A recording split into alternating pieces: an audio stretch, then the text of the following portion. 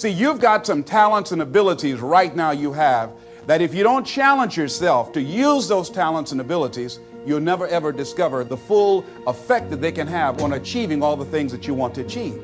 Most people go through life never using the power they have.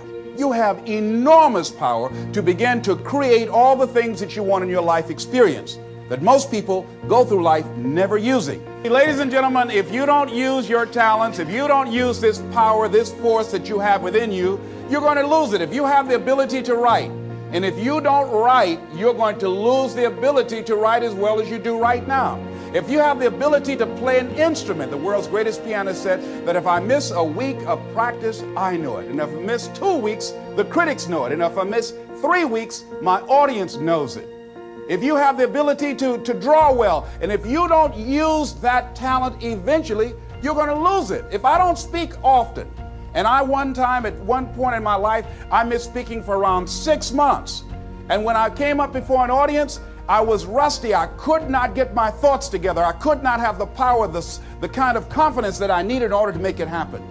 So whatever you want to do, whatever idea that you have, the longer that you're sitting on that idea, you are either creating or you are disintegrating. If you're not using it, your skills are diminishing every day. And there goes a second. There goes another second. And life is happening right now. But Les, what do you mean? Get your butt out of the way. So many people have gone to their graves, never discovered their true potentials because they allowed their butts to stop them. But I don't know what to do. What's stopping you from doing what you want to do? What are you afraid of? Maybe I might fail. See, a lot of people allow fear to stop them from living their dream.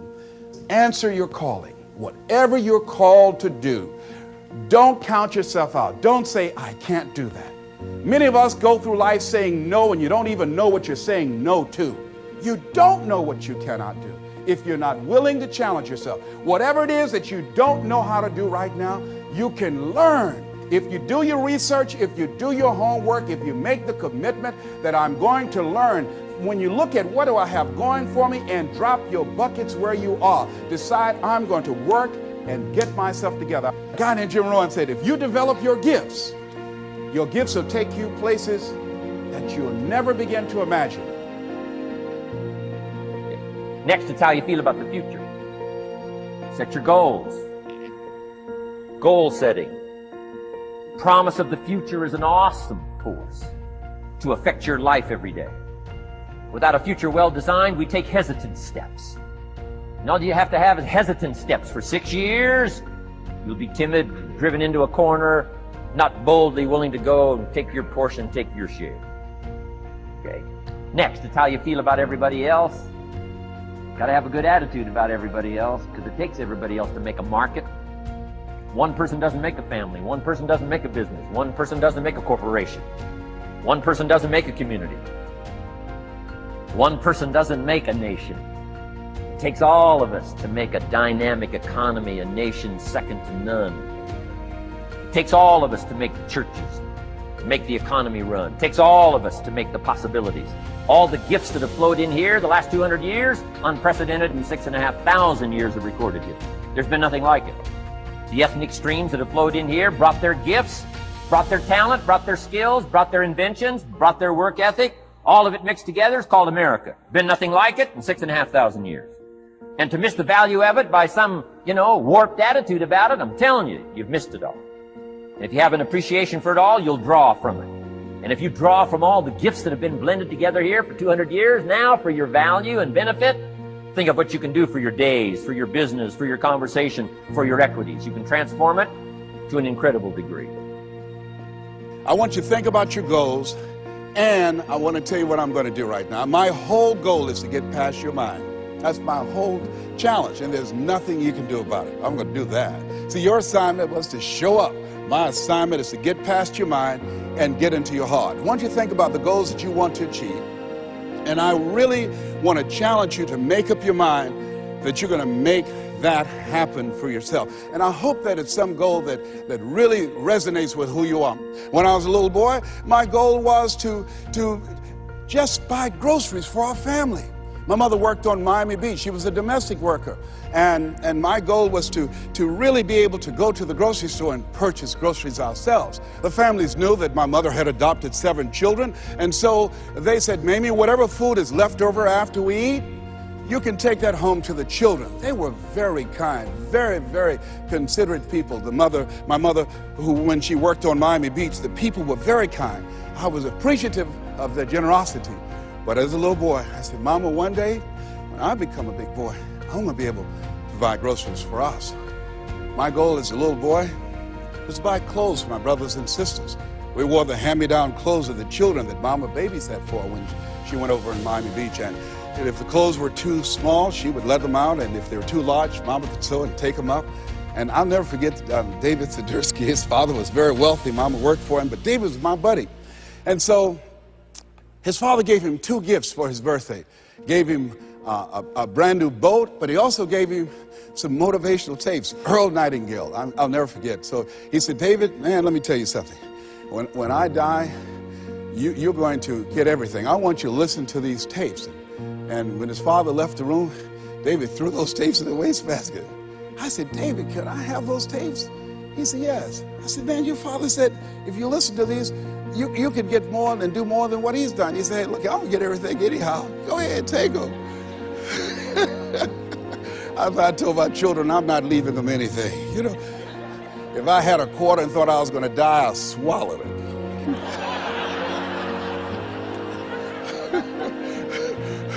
Write this down. It's not what you leave for your children, it's what you leave in them. Not what you leave for them, what you leave in them. No, absolutely not. People go to jobs that they hate, 87% of Americans, and guess what? And they pray they don't get fired. That's no way to live. That's why you're here. You just said, you know what? No, I ain't going out like this. You know, I'm telling you. And people think you're crazy, and you are. You gotta be crazy today. You got to be out of your mind. My favorite book said, let that mind be in you. You got to have another mind in you that says, I got this. This is my life. I own this. I'm gonna call the shots here. Nobody's gonna tell me how much I'm worth, what time I can take a lunch break. I'm not going to anybody and ask for permission to take my family on vacation. No, I got this. I've got a vehicle that can take me to another place. That's why you said yes. Give yourselves a round of applause.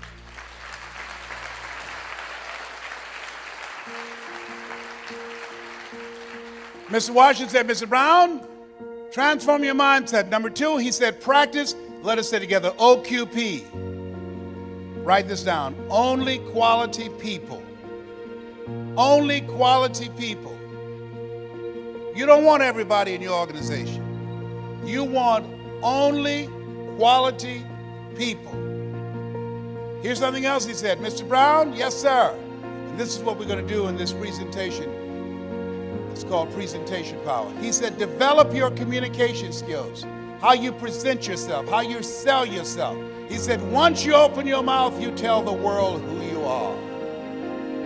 And then he said something else. Let us say together with conviction. I want everybody to join me on this. Let us say together, you got to be hungry. Say it again, you got to be hungry. He said, what do you want to do with your life, young man? I said, sir, I want to buy my mother a home. He said, you got to be hungry. I said, what do you mean by that? He said, people that are hungry are willing to do the things today others won't do in order to have the things tomorrow others won't have. He said, people that are hungry are relentless. People that are hungry are unstoppable. People that are hungry refuse to give up. People that are hungry, no excuse is acceptable for not making their dream become a reality. What are the things you think about that make companies successful in this type of environment versus those that struggle? Well, I think it starts with us having a long-term view rather than a short-term view, and always thinking of how we can be successful long-term by creating value for others, starting with our customers and employees. And so when we look at it that way, there's always uncertainty. so it starts with being prepared with that and recognizing that the future is unknown and unknowable. So the way we have prepared ourselves for that is focusing on building capabilities that will make us successful under a whole variety of conditions, which means having more flexibility, more optionality, more diversity. And so those are the things that we've always tried to do. And so the starting point is building capabilities that will enable us to create value with others, starting with our customers. And then finding the opportunities or the sets of customers for whom we can create the most value. And then as we do, not resting on our laurels, but recognizing the future is going to be different than the past, then continually improving and adding to those capabilities. And as we do, then we say, oh, with those capabilities, we can now pursue additional opportunities. And then as we start pursuing those opportunities, we realize, well, we need additional capabilities. So we add still more capabilities. So this creates what I've called a virtuous cycle of mutual benefit, where it's continual improvement and growth and diversity.